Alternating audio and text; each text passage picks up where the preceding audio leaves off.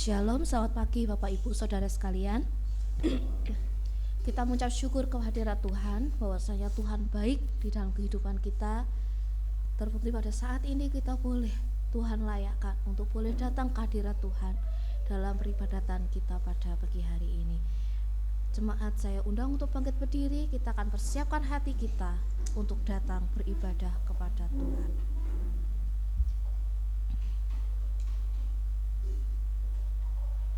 Pertolongan kita adalah dalam nama Tuhan yang menjadikan langit dan bumi, yang melihara kesetiaannya sampai selama-lamanya, dan yang tidak pernah meninggalkan perbuatan tangannya.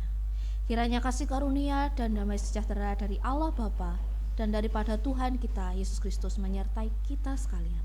Amin. Hormat diri.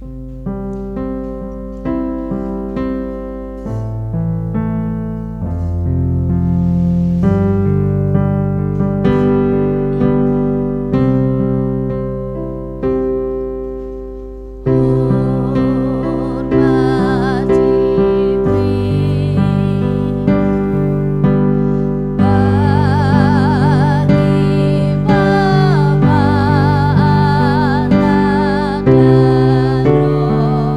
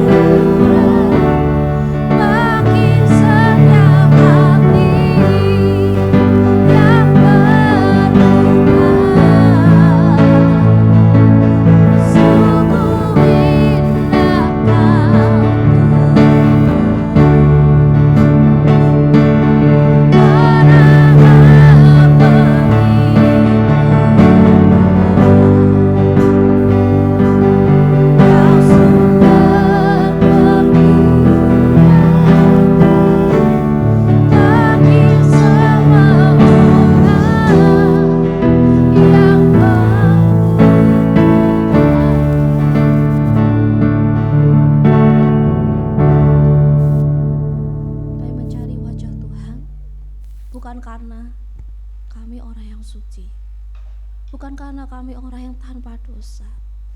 Engkau sudah hadir, Engkau sudah mendekat dengan kami, Engkau sudah ada bersama dengan kami. Namun biarlah Tuhan, sikap hati kami boleh datang ke hadirat Tuhan. Kamu boleh merasakan kasih Tuhan. Kami boleh merasakan hadirat Tuhan ada di tempat ini.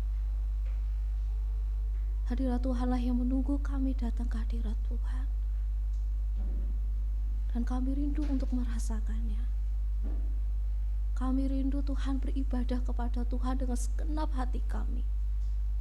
Dengan segenap hati, pikiran, kami rindu datang ke hadirat Tuhan.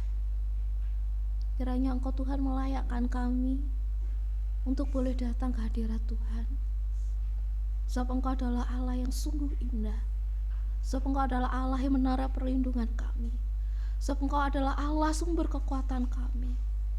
Sebab Engkau adalah Allah yang melihat hati kami yang terluka. Engkau adalah tempat penghiburan kami. Dikala kami membutuhkan kasih sayang, Engkau adalah sumber kasih sayang yang sejati itu Tuhan. Kiranya Tuhan memimpin kami. Kiranya Tuhan memampukan kami. Kiranya Tuhan melayakkan kami ketika kami beribadah kepada Tuhan. Dan kami menyerahkan setiap kami boleh datang ke hadirat Tuhan. Mulai dari awal, pertengahan hingga akhirnya. Kami rindu bersekutu dengan Tuhan. Terima kasih ya Tuhan. Terima kasih. Hanya demi nama-Mu Tuhan kami Yesus Kristus, kami buka ibadah kami pada pagi hari ini. Amin. Jemaat saya persilakan duduk kembali. Ketika kita masuk ke dalam hadirat Tuhan, hendaklah kita masuk dengan penuh sukacita. Sebab Dia adalah Allah yang telah mendamaikan kita. Sebab Dia adalah Tuhan yang memberikan kita kebebasan. Sebab Dia adalah Tuhan, sumber kekuatan kita. Ku masuki gerbangnya dengan hati bersyukur.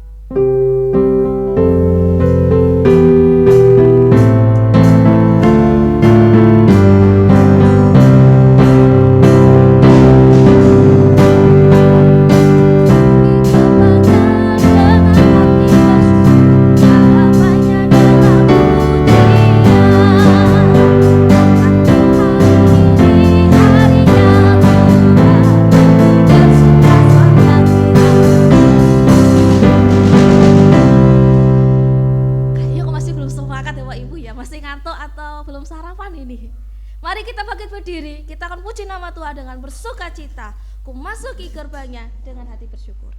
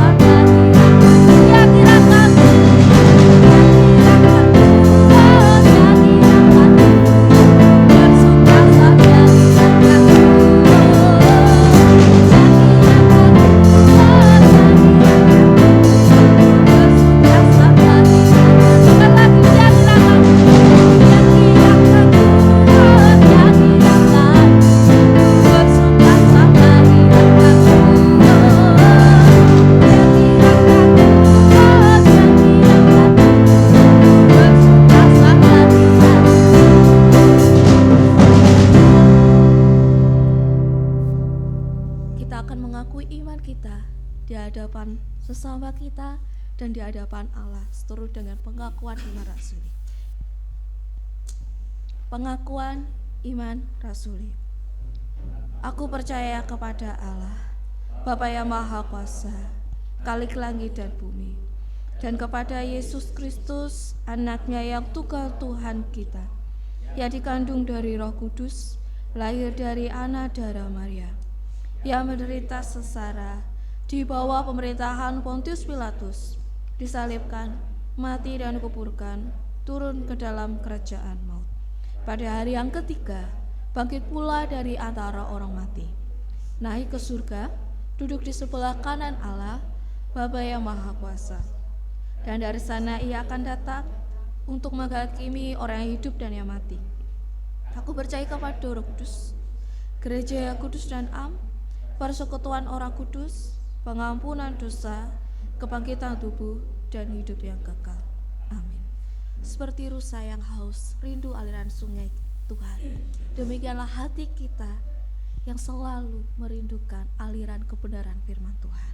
Seperti rusa. Aliran sungai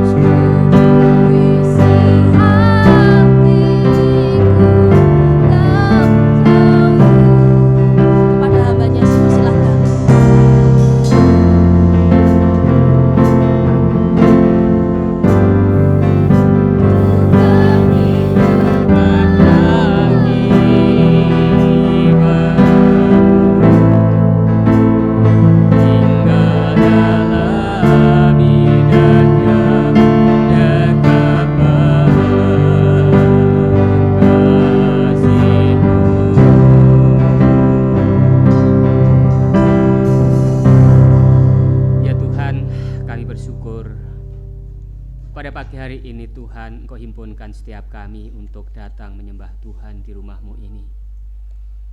Kami datang dengan segala keberadaan kami ya Tuhan.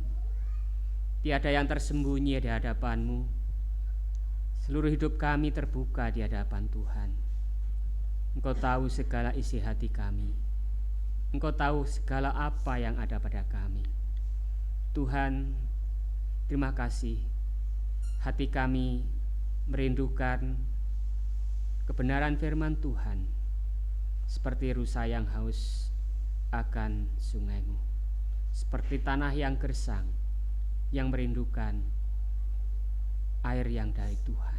Terima kasih Tuhan, inilah hamba-Mu, pakailah hamba-Mu dalam menyampaikan firman-Mu, urapi dia dan pakai dia. Demikian pula Tuhan untuk setiap kami yang bersedia untuk mendengarkan firman Tuhan. Kiranya Tuhan Engkau berkati dan urapi. Terpujilah Engkau Tuhan, Roh Kudus tolong setiap kami, untuk kami mendengar, mengerti dan melakukan firman-Mu. Dalam nama Tuhan Yesus kami berdoa dan mengucap syukur. Amin. Silakan duduk kembali Bapak Ibu yang terkasih dalam Tuhan. Salam. Ya. Puji Tuhan. Pagi hari ini kita sekalian boleh bersama-sama menyembah Tuhan, memuliakan Tuhan, dan kita akan bersama-sama menerima berkat kebenaran firman Tuhan yang pagi hari ini akan kita dengarkan bersama-sama. Bapak Ibu yang terkasih di dalam Tuhan Yesus Kristus, mari kita bersama-sama membuka dan membaca di dalam Lukas 13. Lukas 13 mulai ayat yang ke-6 sampai yang ke-9. Lukas pasal yang ke-13 ayat yang ke-6 sampai yang ke-9 akan saya bacakan. Demikian kebenaran firman Tuhan di bawah perikop perumpamaan tentang pohon ara yang tidak berbuah. Demikian firman Tuhan. Lalu Yesus mengatakan perumpamaan ini. Seorang mempunyai pohon ara yang tumbuh di kebun anggurnya. Ia datang untuk mencari buah pada pohon itu, tetapi ia tidak menemukannya. Lalu ia berkata kepada pengurus kebun anggur itu, "Sudah 3 tahun aku datang mencari buah pada pohon ara ini, dan aku tidak menemukannya.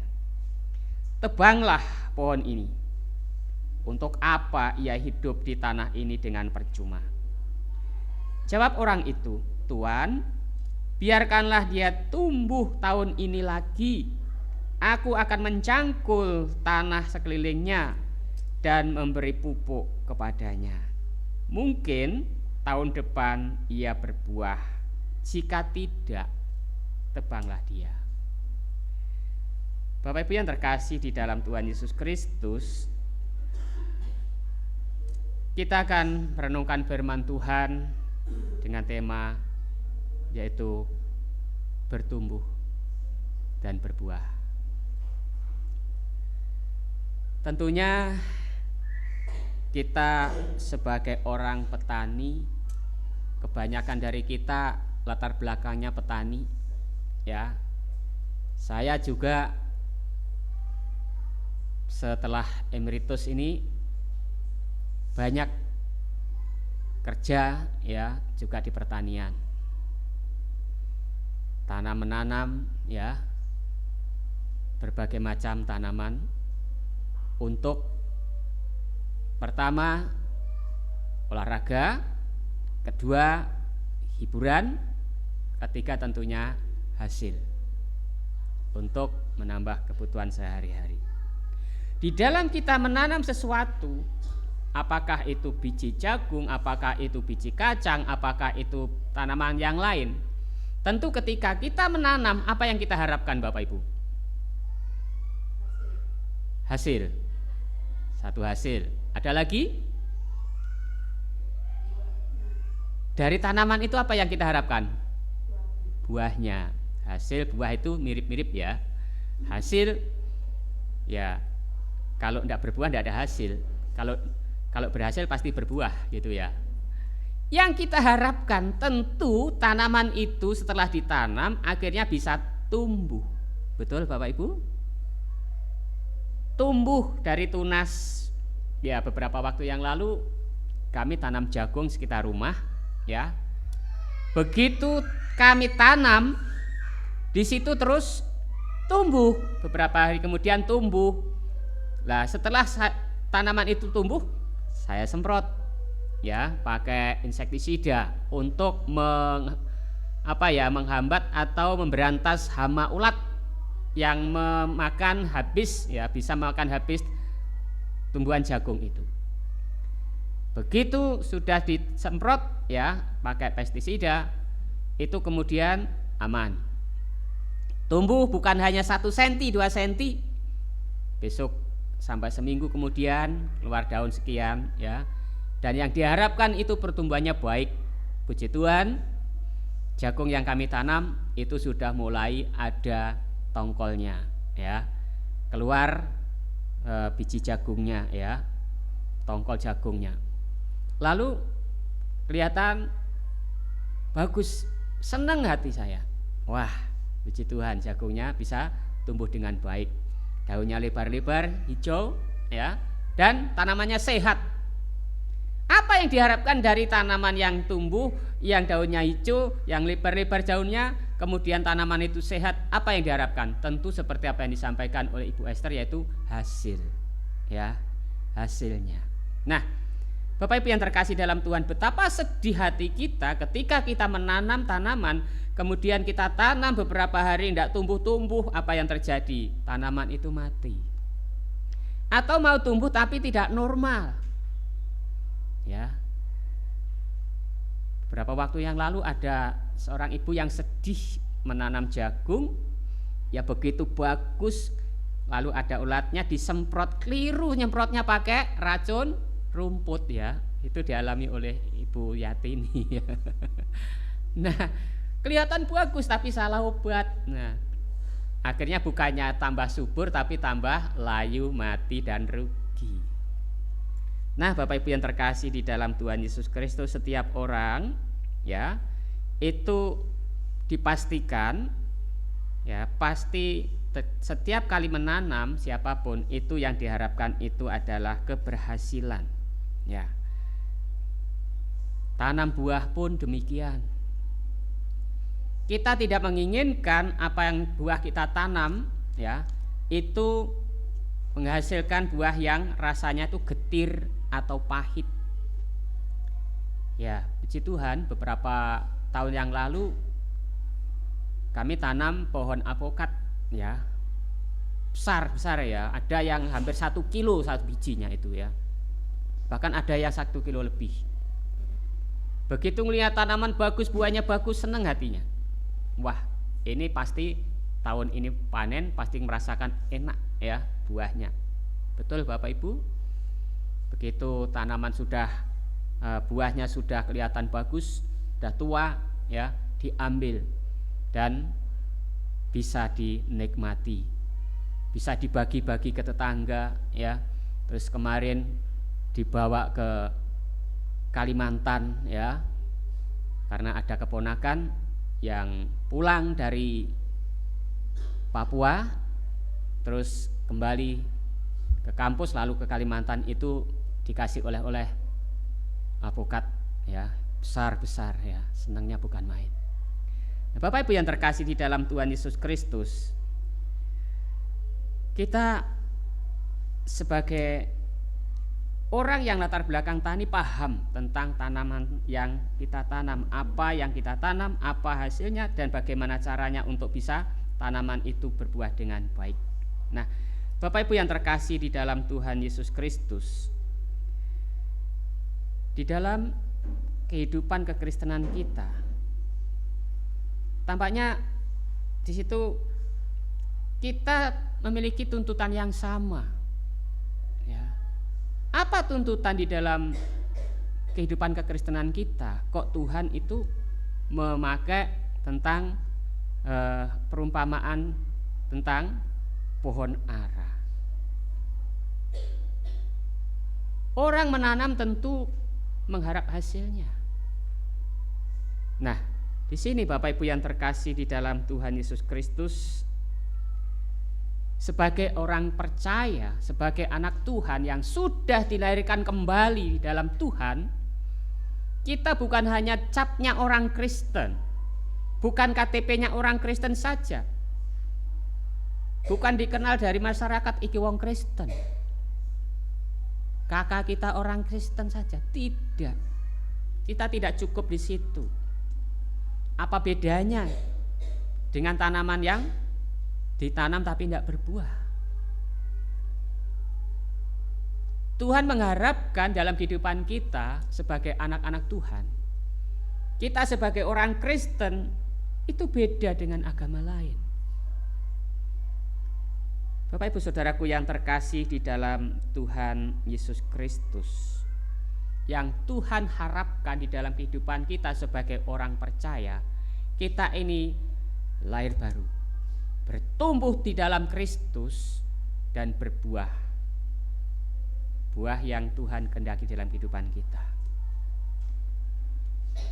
Buah apa yang kita hasilkan setiap hari yang bisa dinikmati oleh orang lain. Bapak Ibu yang terkasih di dalam Tuhan Yesus Kristus, tentunya yang seperti seorang petani mengharapkan hasilnya itu melimpah, hasilnya bisa memuaskan. Demikian juga Tuhan ketika memanggil kita sebagai anak-anaknya, Tuhan pun menghendaki kita untuk bertumbuh dengan sempurna, dengan baik, lalu menghasilkan buah-buah yang berkenan kepada Tuhan.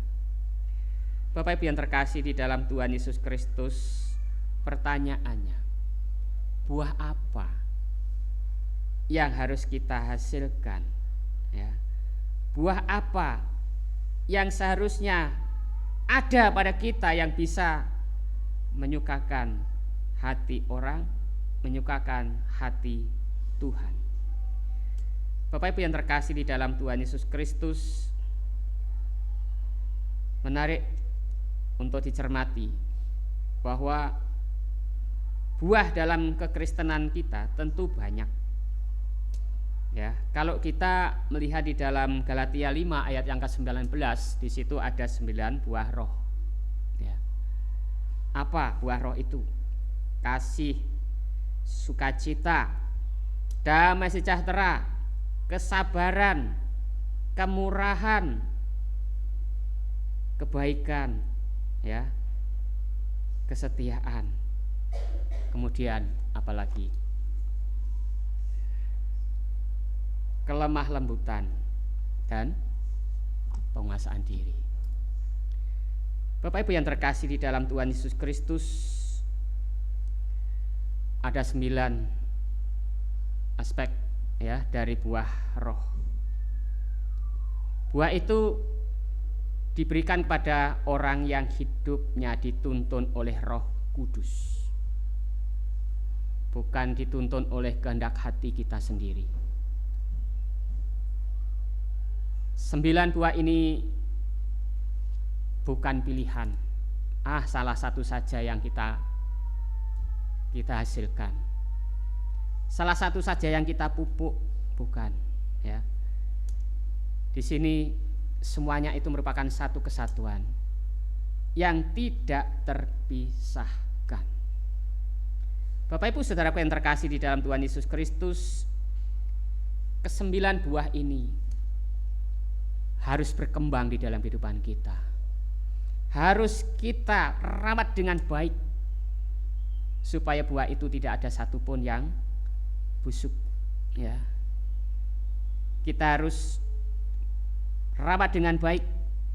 Kita harus perhatikan dengan baik, ya. Kita memupuk semuanya itu, bukan hanya salah satu kita pupuk. Bapak Ibu Saudaraku yang terkasih di dalam Tuhan Yesus Kristus, Kalau kita hanya memikirkan yang satu, tentu kita akan melupakan yang lain. Itulah yang Tuhan kehendaki di dalam kehidupan kita. Nah, sebagai orang percaya, Tuhan kehendaki kita untuk menghasilkan buah. Jikalau tidak, nasib kita akan seperti pohon ara.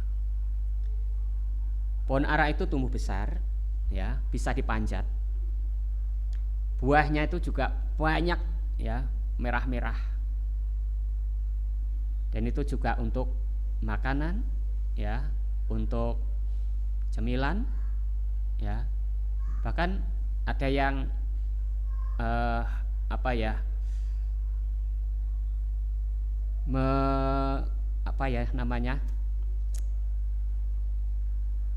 meneliti, ya, kok susah banget mau ngomong meneliti, ya. Itu untuk obat, ya. Nah, Bapak Ibu yang terkasih di dalam Tuhan Yesus Kristus, itulah luar biasanya buah, ya, ara. Bapak Ibu yang terkasih di dalam Tuhan Yesus Kristus, setiap petani menanam buah ara itu tentu punya maksud. Ketika dia di ladang, wah, waktunya siang panas-panas, ya, wah, mau ambil makan, betapa segernya, betapa enaknya. Sewaktu-waktu dipetik, wah, ini kok enak sekali, membuat badan segar, membuat tubuh ini kuat lagi. Saudaraku yang terkasih di dalam Tuhan Yesus Kristus, mari kita melihat pada diri kita sendiri. Umpamakan diri kita ini seperti pohon ara. Tuhan memanggil kita, Tuhan menanam kita di tengah-tengah dunia ini. Bukan merupakan suatu kebetulan kalau kita ini menjadi orang Kristen. Bukan kebetulan. Tetapi memang Tuhan sudah memanggil sesuai dengan rencana Tuhan. Tuhan punya rencana kita sebagai anak-anak Tuhan ada di tengah-tengah dunia ini untuk menghasilkan buah. Mari Bapak Ibu Saudara yang terkasih di dalam Tuhan Yesus Kristus, kita melihat diri kita sendiri, seperti apa buah yang kita hasilkan. Atau bahkan kita ini tidak menghasilkan buah sama sekali. Sing penting pokoknya jadi wong Kristen, sing penting pokoknya minggu nyang gereja, ya. Soal yang lain-lain tidak tahu, terserah. Bapak Ibu yang terkasih dalam Tuhan Yesus Kristus, mari hidup kita ini disesuaikan dengan kebenaran firman Tuhan. Jangan menghasilkan buah yang membuat orang ini kecewa. Wah, rasanya kok gak enak, ya. Itu orang Kristen kok kayak gitu, ya. Kok gak jadi berkat, ya. Kok gak jadi contoh, gak jadi teladan, katanya orang Kristen. Nah, ini yang menjadi bahan perguncingan yang tidak baik. Bapak Ibu yang terkasih di dalam Tuhan Yesus Kristus, di dalam firman Tuhan ini, Tuhan menyindir orang-orang Israel waktu itu. Sudah 3 tahun, ya, dia merawatnya, lalu dia mencari buah pada pohon ara itu dan tidak menemukannya. Tentu itu kecewa. Sudah 3 tahun dirawat, sudah 3 tahun diperhatikan, tapi tinggal mencari buahnya satu pun tidak ada, kecewa. Bapak Ibu yang terkasih dalam Tuhan, Tuhan Yesus sudah 3 tahun bersama-sama dengan umat Israel. Umat Israel digambarkan seperti pohon ara yang ditanam di tengah-tengah dunia ini. Bangsa yang dikasih Allah, bangsa menjadi bangsa pilihan Allah. Tetapi bangsa Israel belum bisa menghasilkan buah yang menyukakan hati Tuhan. Akhirnya Tuhan kecewa, dan di situ Tuhan mengatakan, tebanglah pohon ini. itu bentuk kekecewaan. Bapak Ibu yang terkasih dalam Tuhan, beberapa waktu yang lalu kami punya pohon pisang biar ya, orang mengatakan itu pisang tanduk. Pisang tanduk itu dipupuk. Ketika sudah waktunya keluar bunganya, jantung pisangnya, apa yang keluar? Itu cuma apanya ya, itu orang Jawa bilang itu ontelane ya. Satu pun ndak ada bentuk buah pisangnya. Cuma bonggolnya saja yang keluar ya, jadi kayak pecut gitu aja. Apa yang terjadi? Dintenteni lemu ya, dirabuk-rabuk kok malah orene isine. Tentu itu tidak akan disayang lagi. Tebangan wis, timbangane nyepet-nyepeti. Kecewa, wite gede nggak sumbut, nggak ana wohe. Ya. Pernah itu mengalami Bapak Ibu? Pernah ya? Tentunya Pak Wanto itu kan seneng, wah pisangku ora berbuah wis seneng. Ndak kecewa kan buah ini, tentu kecewa. Ketika pohon itu mengeluarkan sudah waktunya berbunga ya, sudah mengeluarkan istilah orang Jawa ontong ya, atau bunga atau jantung pisangnya. Sudah waktunya, tentu sudah terpikir, terbayang nanti kalau pisang ini sudah berbuah sekian waktu lamanya, nanti buahnya tua, setelah tua itu dipotong, setelah itu diperam atau orang Jawa mengatakan diimbu ya. Lalu wah, ini enaknya digoreng atau dikukus. Sudah terbayang ya.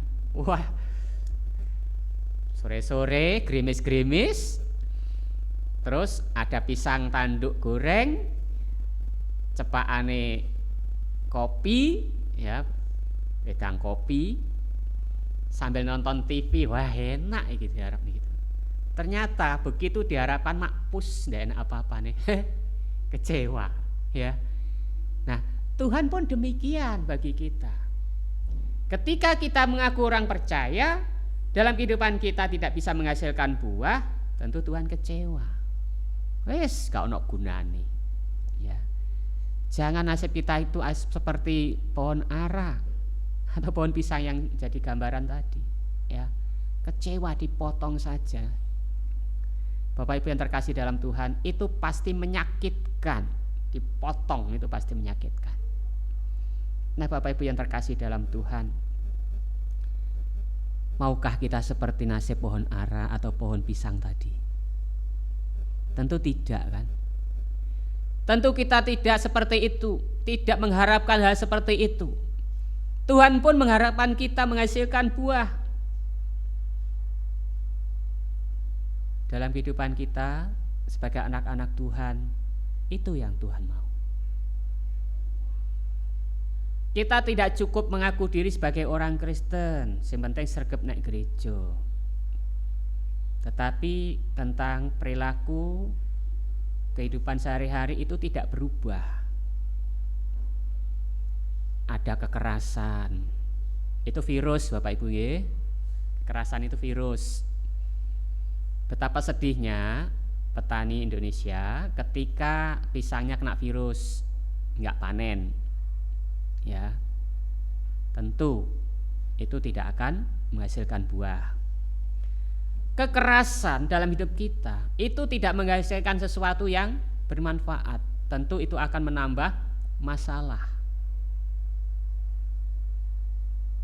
Harusnya kita ini memiliki hati yang lemah, lembut. Ya, beda dengan lemah gemulai, kemayu lemah gemulai itu ya. Seorang laki-laki kalau lemah gemulai itu ya lucu ya, tegas ya, seorang laki-laki itu harus tegas. Ibu-ibu pun juga demikian, tegas.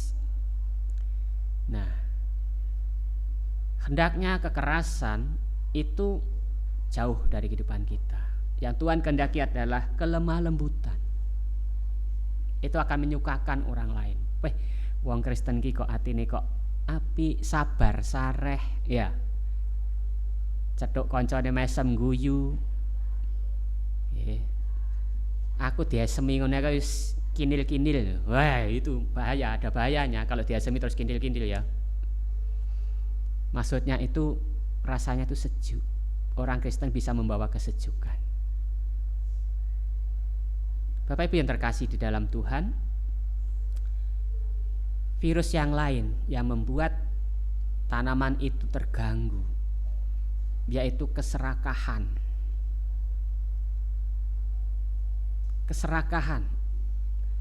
Apa itu serakah? Mengambil hak orang lain untuk diri sendiri, untuk memuaskan diri sendiri. Bapak Ibu yang terkasih di dalam Tuhan, ternyata keserakahan itu melanda seluruh dunia, melanda seluruh umat manusia, termasuk orang Kristen.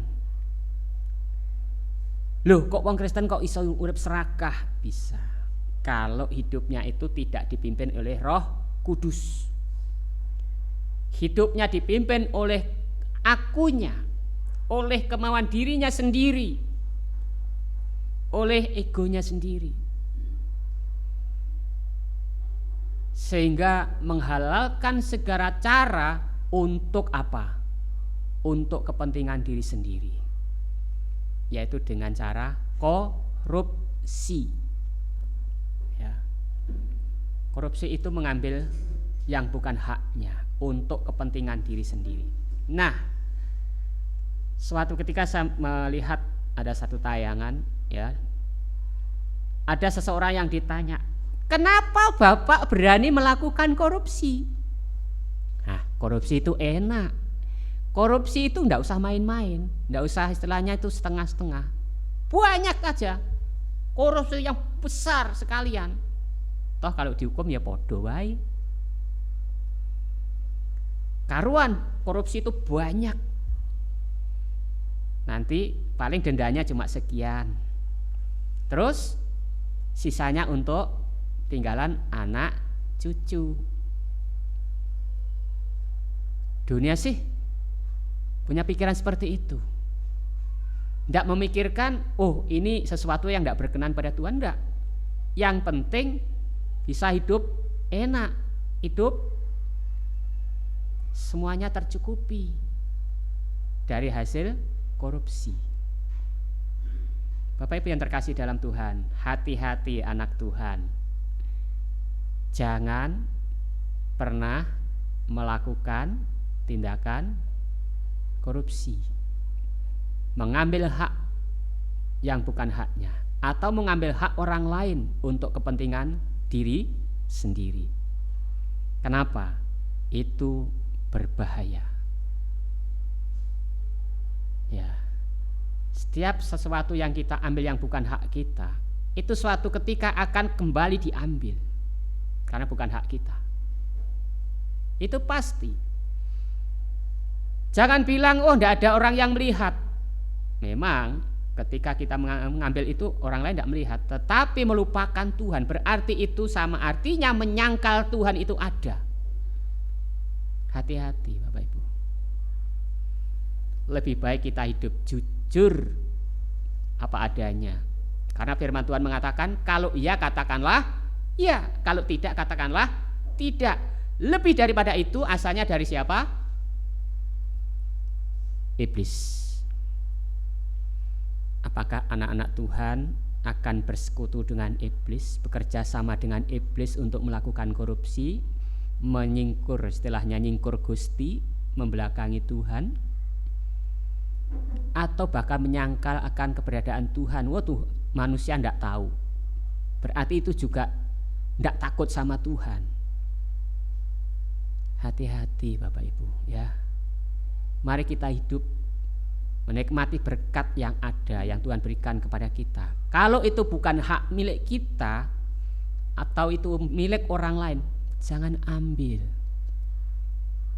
Pakailah, nikmatilah apa yang Tuhan berikan kepada kita sebagai berkatnya. Tidak usah korupsi. Pertanyaannya, ge aku ki korupsi apa to Pak? Pegawai negeri yo dudu, kantoran yo dudu. Ya. Bisakah kita korupsi Bapak Ibu? Pegawai negeri ya bukan kok. Ya, pegawai kantoran ya bukan kok. Bisakah kita korupsi? Bisa ya. Contohnya apa? Saya tidak ngomong ya. Ya.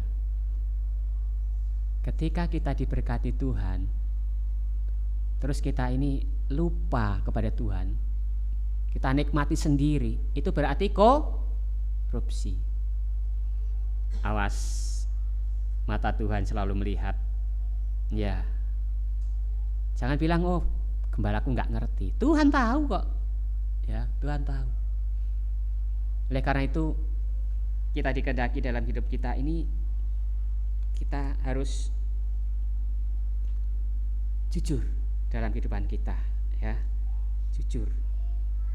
Nah, Bapak Ibu yang terkasih dalam Tuhan Yesus Kristus, kejujuran itu penting dalam hidup kita. Dengan suami istri pun itu bisa kok korupsi. Zaman dulu Bapak Ibu yang dikasih Tuhan, zaman dulu ketika orang yang berumah tangga, suami istri, suami korupsi dengan sama istrinya itu bisa. Ya, hasilnya sekian, disempit nih, ya. Terus ketika ada perjudian di mana ikut judi, ya, mestinya itu hasilnya semuanya itu diserahkan ke istri untuk memenuhi kebutuhan sehari-hari, ada yang disembunyikan. Tujuannya untuk apa? Judi. Itu korupsi. Sudah judi itu dosa, korupsi itu dosa, ngapusi istrinya itu juga dosa, dosanya itu berlapis-lapis. Mau bapak-bapak seperti itu? Gak mau kan? Jangan disebut sebagai korupsi masa kini. Ya. Nah, Bapak Ibu yang terkasih di dalam Tuhan Yesus Kristus, kalau kita tidak menghasilkan buah, percuma, tebang saja. Maukah kita ditebang oleh Tuhan? Artinya dibuang? Tentu tidak. Ya. Hidup kita rindu dekat dengan Tuhan. Hidup kita rindu untuk bertumbuh-tumbuh di dalam Tuhan. Hidup kita rindu untuk kita bisa berbuah-buah di hadapan Tuhan. Agar kita hidup sebagai orang percaya ini menjadi berkat, tidak mengecewakan orang lain. Tuhan sudah dikatakan di situ 3 tahun aku merawatnya, ya. Aku kemudian mencari buah itu, kok tidak ada sama sekali, kecewa. Bapak Ibu, jangan kecewakan Tuhan. Nah, ketika di dalam ayat lain Tuhan di situ firman Tuhan mengatakan bahwa ada pohon ara yang dikutuk oleh Tuhan. Itu keras, ya, dikutuk oleh Tuhan sehingga mati, ya. Dalam sekejap itu layu dan mati karena kecewa tidak ada buah yang ditemukannya. Betapa mengerikan. Nah, Bapak Ibu yang terkasih dalam Tuhan, kita tentunya tidak ingin nasibnya seperti pohon ara yang dikutuk oleh Tuhan karena tidak ada buah yang dihasilkan. Kita rindu dalam hidup kita ini bisa menghasilkan buah yang menjadi kemuliaan bagi nama Tuhan, ya. Buah yang memberi kenikmatan, ada rasa damai, ada rasa sukacita, kenyamanan. Dari buah itu orang lain akan dipandu untuk menuju kepada pengenalan kepada Tuhan kita Yesus Kristus. Melalui kesaksian hidup kita, orang lain akan bisa dibawa kepada Tuhan. Puji Tuhan Bapak Ibu, beberapa tahun yang lalu, ya, itu ada seorang ibu yang mengatakan, Setelah kami injili, ya, seorang ibu itu mengatakan, saya itu ketika mendengar, setiap kali mendengar kata Kristen, hati saya itu damai. Itu sebelum mengenal Tuhan, sebelum percaya Tuhan, ya, sebelum menerima Tuhan maksudnya. Setelah kami injili, ya, pada akhirnya mengikut Tuhan. Suaminya pun mengikut Tuhan, tapi sayang sebelum dia datang ke gereja, suaminya itu sudah dipanggil Tuhan lebih dahulu. Tapi tidak masalah, yang penting hatinya sudah terima Tuhan, sudah mengaku percaya, mengaku menerima Yesus Kristus dalam hidupnya. Nah, kalau orang Kristen itu tidak bisa memberikan buah yang berdampak baik, yang membuat orang itu tertarik kepada kekristenan, ya, mana mungkin orang itu mau percaya. Bahkan sudah dekat akhir hidupnya, orang ini mengaku percaya Yesus, ya, mengaku menerima Yesus menjadi Tuhan dan Juru Selamat dalam hidupnya, sehingga sampai akhir hidupnya dia merasa damai. Dalam meninggal pun, ketika dia mau meninggal pun, dia merasakan damai, senang, ya. Nah, Bapak Ibu yang terkasih di dalam Tuhan Yesus Kristus, mari kita sebagai anak-anak Tuhan, kita memang tidak bisa berdiri sendiri tanpa Tuhan.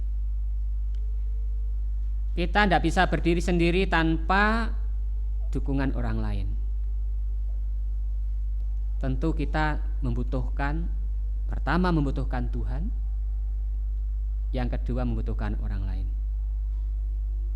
Membutuhkan Tuhan, kita mohon supaya Tuhan berikan kekuatan pada kita dalam menjalani hidup ini. Tidak gampang dalam menjalani hidup ini, karena banyak godaan, cobaan dan sebagainya, ya.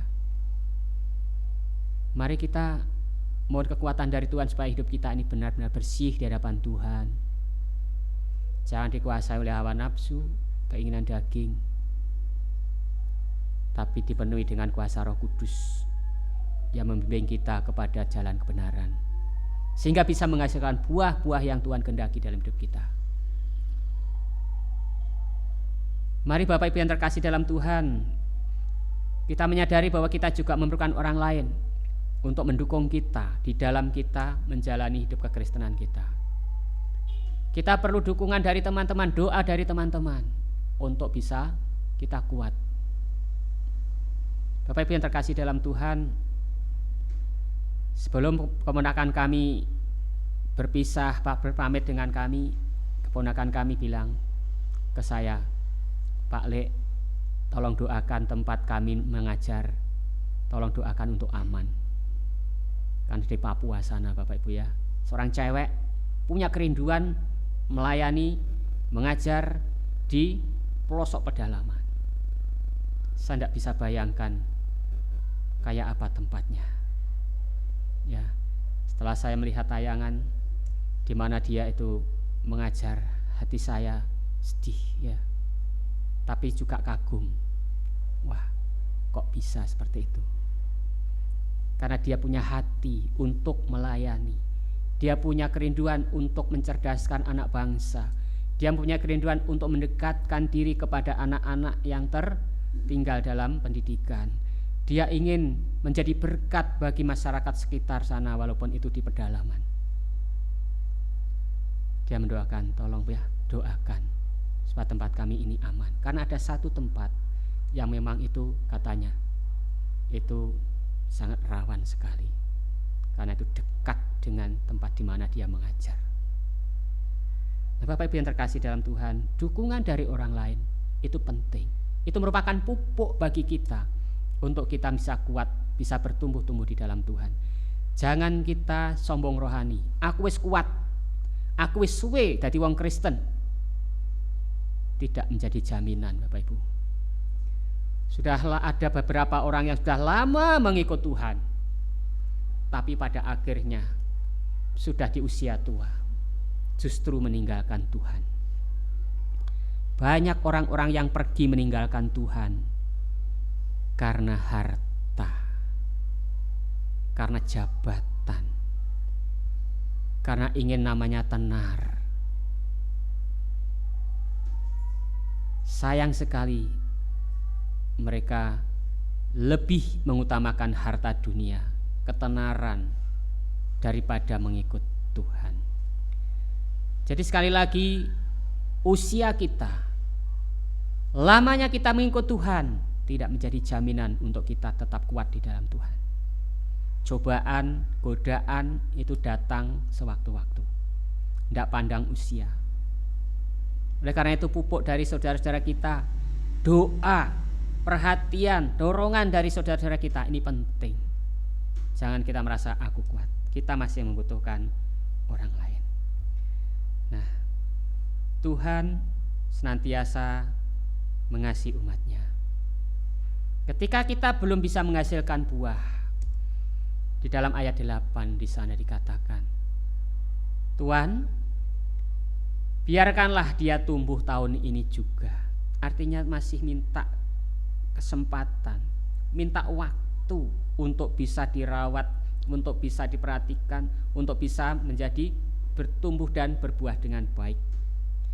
Tetapi ketika sudah diberikan kesempatan tapi tidak bisa berbuah, atau sudah diberikan kesempatan untuk bertobat dari perbuatannya tapi tidak bisa menggunakan kesempatan itu, lalu Tuhan mengatakan, ya kalau memang tidak bisa lagi, ya terserah,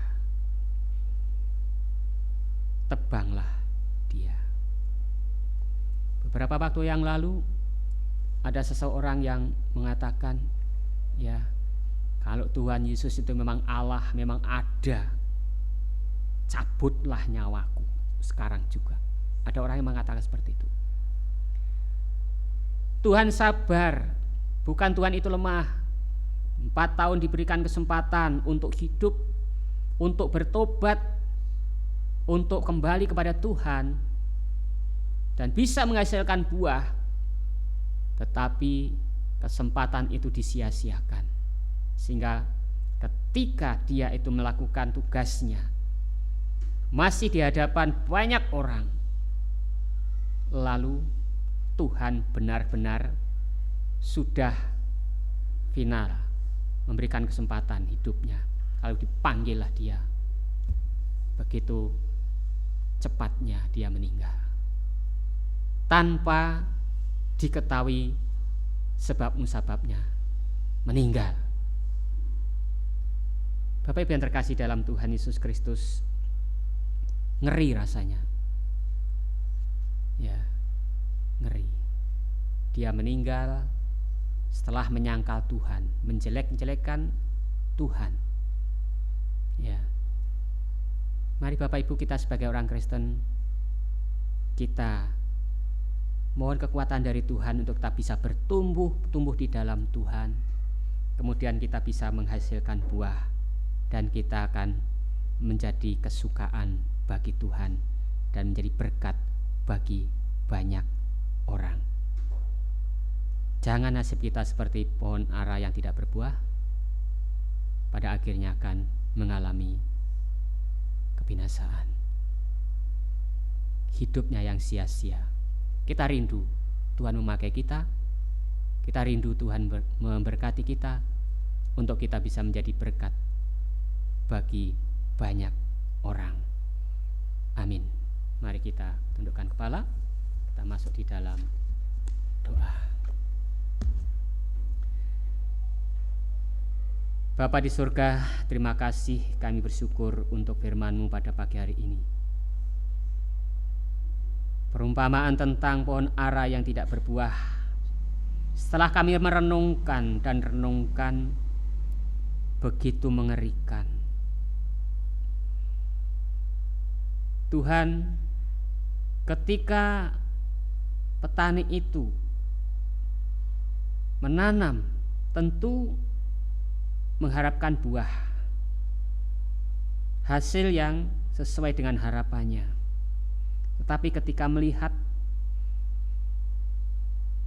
pohon yang dia tanam kecewa karena tak ada satupun buah yang dihasilkannya. Sehingga habislah kesabaran dari petani tersebut untuk segera minta pohon itu ditebang. Tetapi ada seorang yang memberikan permohonan kepada sang petani untuk memberikan kesempatan tahun depan untuk bisa berbuah, dan jikalau tidak tentu ditebang.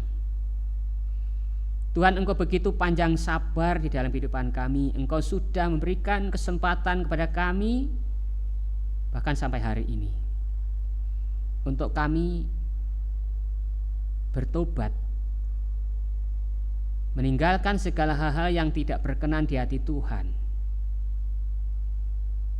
perilaku yang tidak berkenan pada Tuhan, kekerasan, keserakahan, kedengkian, dan lain sebagainya merupakan virus-virus dalam kehidupan rohani kami yang akan menghambat pertumbuhan dalam kehidupan rohani kami.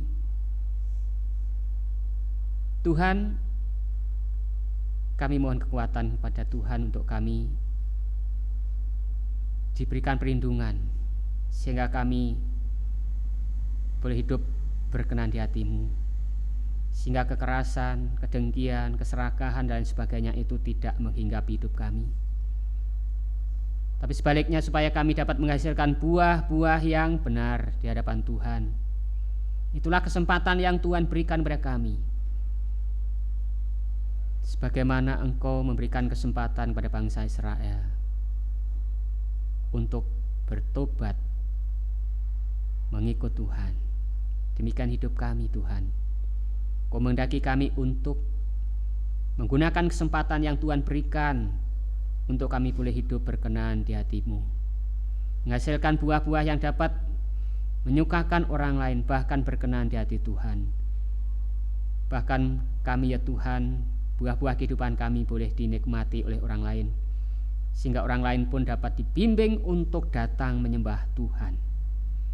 Apakah itu keluarga kami, sehingga mereka boleh melihat akan kekristenan kami, kehidupan kami, kerohanian kami, sehingga mereka boleh tertarik datang menyembah Tuhan.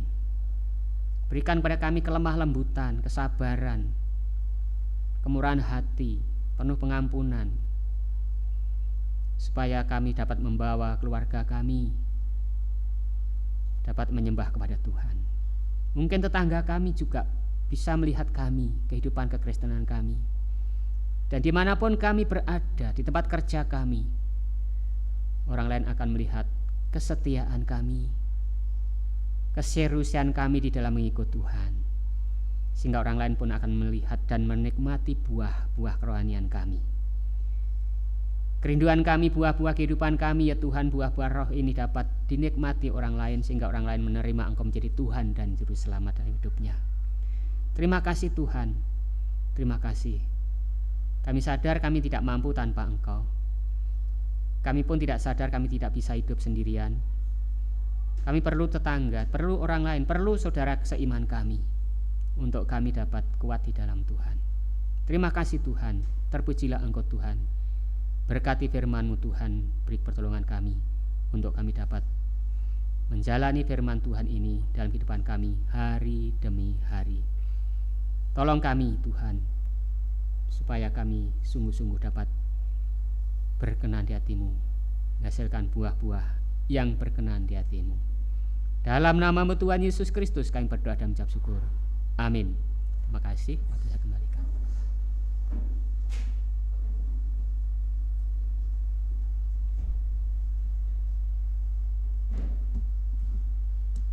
Kita mengucap syukur kepada Tuhan.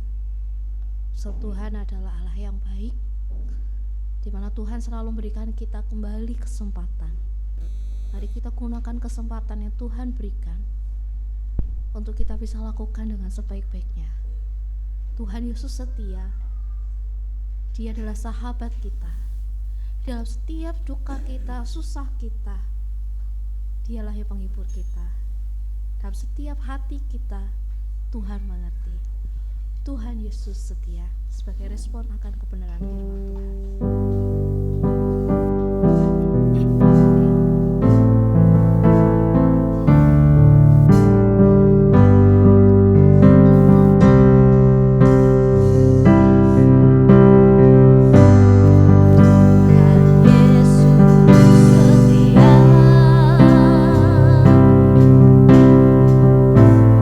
Dia sahabat kita.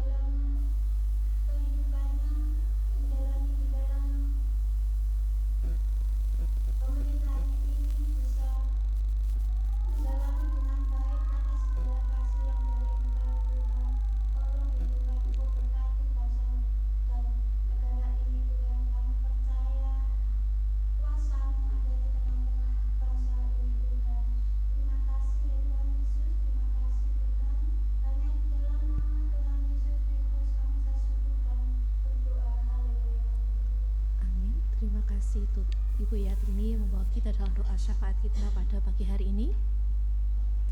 Kita akan berikan yang terbaik bagi Tuhan sebagai respon buat berkat yang Tuhan berikan bagi kita, sebagai ucapan syukur kita atas kebaikan Tuhan, sebagai ucapan syukur kita atas kasih setia Tuhan. Betapa baiknya Engkau Tuhan.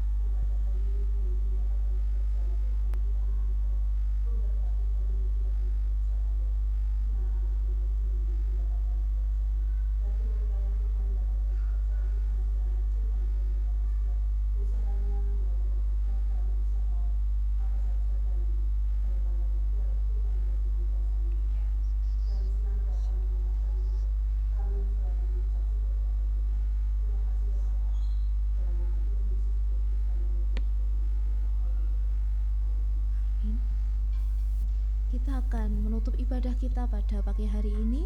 Jemaat saya undang bagi berdiri, kita akan menerima berkat Tuhan. Doksologi, puji Allah Bapa.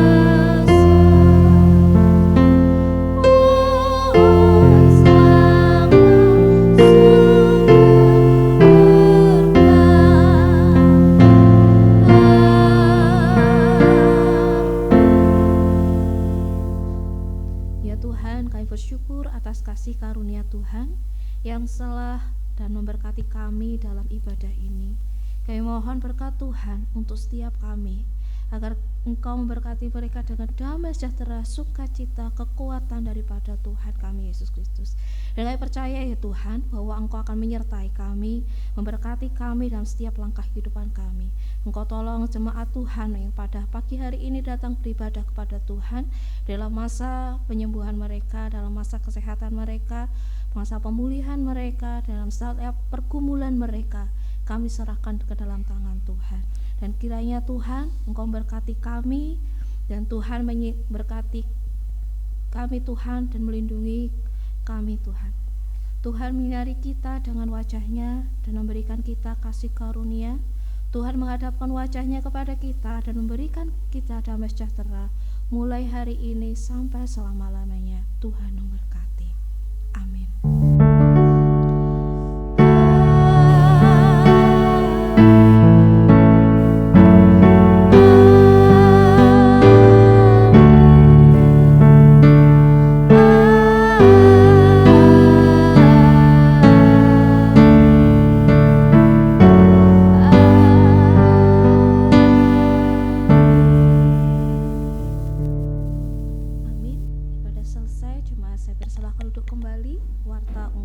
kita sekalian.